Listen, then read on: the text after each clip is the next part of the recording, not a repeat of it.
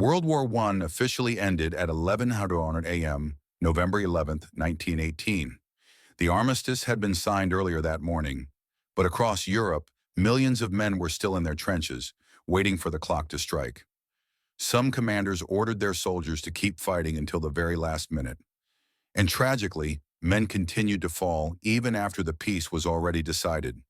One of those men was Private Henry Gunther, a 23-year-old American from Baltimore. He wasn't supposed to be at the front lines that morning. He had been drafted into the war late, only in 1917. Worse, a letter he wrote home complaining about the war was intercepted by military censors.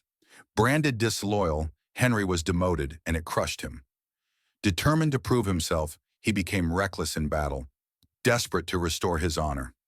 On that morning of November 11th, Gunther's unit was near the village of Chaumont-de-Vendôme-Villers in France.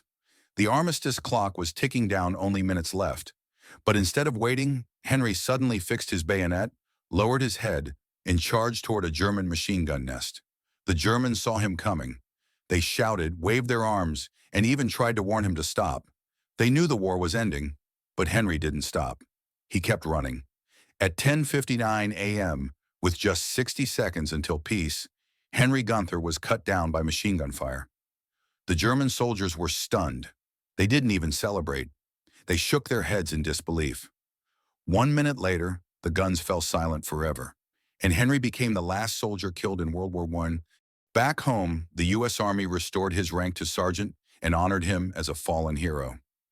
But Henry Gunther's death remains one of the war's most haunting tragedies, a man killed in a battle that no longer needed to be fought.